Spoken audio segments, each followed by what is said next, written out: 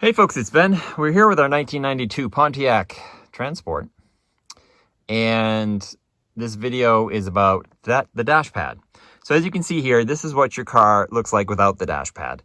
Now, a lot of these vans have damaged dash pads, meaning they've kind of wavy and they're not quite right on the end. And so first off, let's show you how to take it off a transport. It's going to be slightly different for an APV, not too crazy, but it will be a little different. But let's take it off for a transport, and then once we get it off, we'll take a look at it.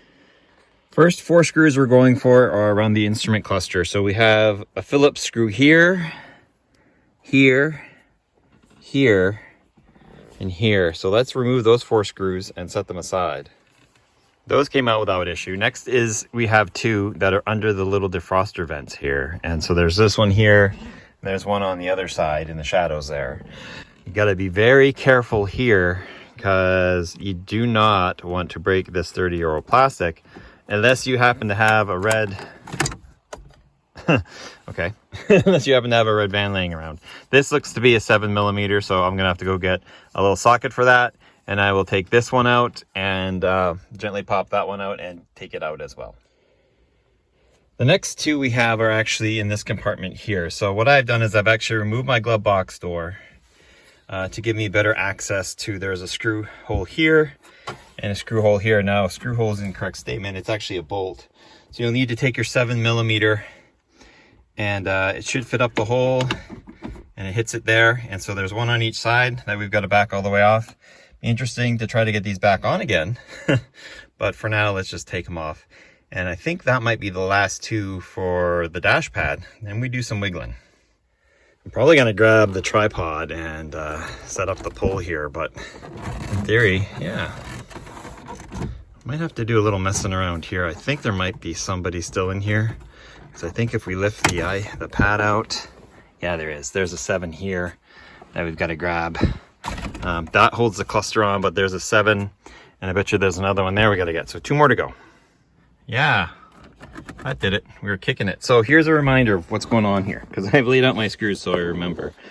We have our 2 instrument panel. These are the ones that go straight up. You can get them from. These take out your light and wiper switches, and then these are the bolts behind them that let go of the dash. Here are the 2 7mm that are above the glove box. And then on each end, there's another 7mm, and they hide behind these little covers. So those are all the screws that hold on the dash mat. Now, there's nothing up front. In theory, I think it actually slides into. So if we're gonna remove it, we actually have to coolly look underneath it. That is pretty awesome. And, but I believe it has to slide out. So we have to lift up and give it a pull. There we go. And that's it. So I will probably tripod you, and it looks like I might have to disconnect my speakers now. I don't know what that is. Never mind. It's not the light sensor, that's under the hood. So is this side free? So that's how you undo the dash pad. So this gets us 2 things. Are we free over here? Yep, you're just plasticky. So that's it, your dash pad's free. So let me just set that aside in the back seat, and we'll take a look at our speakers next. All right, so here's the naked dash. I did find this. I think it might be a hinge to the little glove box on the front there. I'll have to look at that later. We'll set it aside for now. Doesn't look like it's anything involved here. You can see where our dash it's got these little metal kind of springs that keep that part of it down. And our prior owner understandably came in, and we're gonna pull this off to the garage actually and see if we can glue the front end down a little better so that it's not so wavy. So it's a little nicer here. And oh wow, that's cool. There's actually an air vent here. So this is what it looks like underneath the dash. Now, depending on what video you're watching is where we're going next. So now that we get it off, you can kind of see where the issue is. And the prior owner here had tried to repair it even with some black paint, which actually wasn't a bad idea. They tried to, looks like, put some glue and some foam here, but this is actually a hard backing. And let's see, any cool writing here? Nope. And this is how we get a look at our little glove box there. And there's a sticker. What's it say? Pontiac Olds. Hey, there you go. APV Pontiac Olds. That's weird. 92. So it matches the year, but it's a hard backing, and then it has this nice rubber coating on it, but it separates over time with heat and stuff. And so you get these kind of ridges. And so the only way to fix that is to just take it off and glue it back down. Now, I don't know if the previous owner had taken those speakers out or if that's factory glue for the grill, but either way, we'll make sure they're in there. We'll glue them back in if we have to, because they are a little wiggly. But we're gonna go take this inside. I'm gonna clean out as much of this gunk as I can, and we're gonna get a couple clamps and some pieces of wood and some glue and hopefully lock this back down.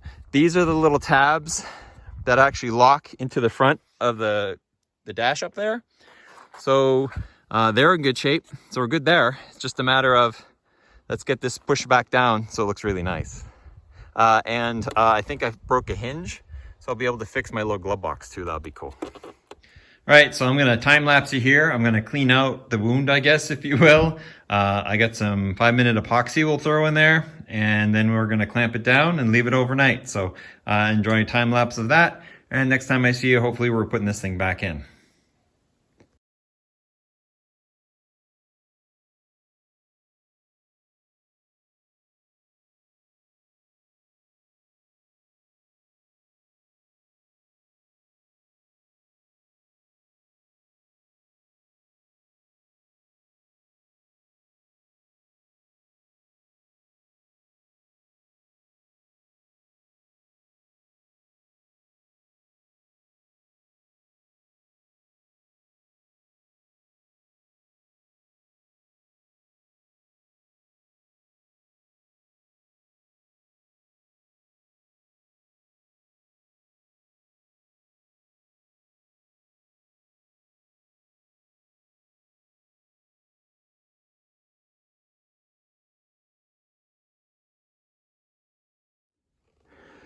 Day later, back at our dash, we can pull these clamps off, and with luck it'll stay down because we used that epoxy. And I wanted the epoxy because of its bulk. It's going to get into different crevices that I'm hoping for, and hoping overall just be a low down experience. So with that glued down, and it seems to be down fairly okay-ish. It is now. There's no moving it or taking it out. Let's go put it back in the car. Alrighty, so whatever video you were watching, we're at the same place now again where we need to restore the dash pad onto the dash. So I have repaired that and it's here on my lap. So I'm just gonna go ahead and throw it back up on the dash and we'll do some tweaking to get it to fit. Note, careful of the new speakers or old speakers. Let's not damage those putting this back on. I'll be honest with you, I always assumed that the connection of the dash pad to the vehicle would be much harder than it actually is. So I just slid my little tabs into the 4 spots that were shown, and that was that. It set right down. So now we have our bolts that need to get lined up. Everything is down, like it's into those slots again. And our bolts are obviously gonna hold it down, and that's gonna be that. I can hear an annoying squeak, but I have to bolt things together first to see if that goes away. But yeah, okay. Let's follow the procedure. I'm gonna start off with all the 7mm bolts. So that means 1 here, 2 there, and 1 over there. And then I have 2 bolts up here as well for the column. So that's 1, 2, 3, 4, 5, 6, 7mm bolts we're gonna drive into the hole. Those 7 screws were fun. So there's the alignment issue here. Required me to really push the dash in hard, here and here. Do these first. You want the most play with the dash, I guess, at that point. That one went in very easy. This one went in very easy. Here too, and here as well. But those 2 were kind of a pain, so maybe do those first. I'm not sure how it's OEM supposed to be. I know on my Lumina over here, this little bent trim you see here that kind of disappears and comes back, it does show, and I'm thinking that has more to do with the adhesion of the lower dash pad than it does on the upper dash pad. But yeah, I obviously had to get these screws to line up, had to push this in quite a bit and hard, and it hides that line. But I do believe it's supposed to exist like it does over here. Now these are where they've separated a little bit, and like I thought that maybe that would get pushed under, but no, it actually, this is just the old plastic kind of curling and shrinking over time. I think if there had been more, it would have flowed over here. So that's that. So actually that side's done. According to my screw list, I only have 4 more screws to do. I have the 2 that go up here, and then I have the 2 that hold in my instrument cluster. So I'll also have to re-click those in, and that'll be that for the dash install. These are an interesting fit. Number one, they're different shapes. So the one with the kind of the point towards it is actually the dash one. I guess that's to fit the contour better. And they don't actually have a clip. They actually kind of just snap in. So it's one of those, take a look at it, and it doesn't go that way because it makes sense that way to blow up, I guess, but maybe it will fit. But you just kind of have to maybe take a picture of it beforehand. It seems to want to click in this way. And I actually have to use a little bit of a pry to get them in. So they popped out pretty quick. If I could keep my camera posted on it.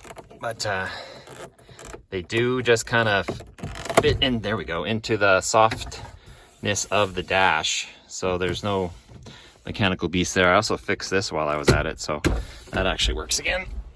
And next I have left are the pods now. These 4 screws went in easy. They hold the dash pad to the cluster, and then they just support these for not just popping out. There's a little screw there, and then they kind of come out that way.